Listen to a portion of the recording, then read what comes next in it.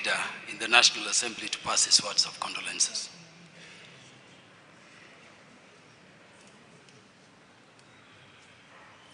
Thank you, Chairman. To the family of Honorable Ong'ondo, Sir Charles, to the father and to the congregants, God is good all the time. Nataka kuchukua fursa hii kuomboleza na familia wa kiongozi wetu wa mbunge wa Kasipul na familia kwa ujumla wa parliament kwa kupoteza rafiki ambaye alikuwa rafiki yangu sana kwa dhati, mimi mwenyewe kama kiongozi huko bunge. Nimefanya kazi na Mheshimiwa Ong'ondo kwa karibu sana. Kwa wale ambao wanajua, kama minority leader alikuwa mshauri wangu wa karibu sana. Tulikuwa tunashirikiana kwa njia ambaye Gladys Wanga anafahamu, na Ivo Bara na Rosa Buyu. Alikuwa mtu ambaye tunashirikiana kwa karibu sana. The other thing is that I want to ask the people who are dealing with this matter, the investigative agencies, to expedite this matter. And we are not saying that because he's a member of parliament.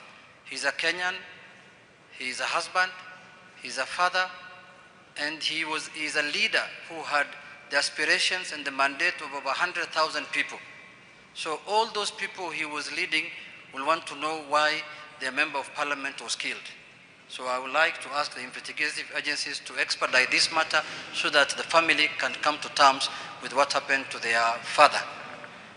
But lastly, Father, with your indulgence, I want to ask people who celebrate the death of a leader, please to stop it.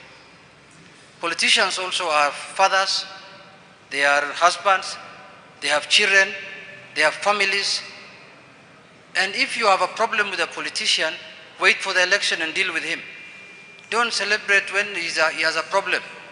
We have seen times and again people celebrating on social media that a leader has died. Even you who celebrating, one day you will die. And you will not want anybody to celebrate your death. So please respect the families of politicians. They are also human beings. And let's accord them the necessary support they need at the time, especially when they are grieving, when they have lost a father and when they have lost a kin.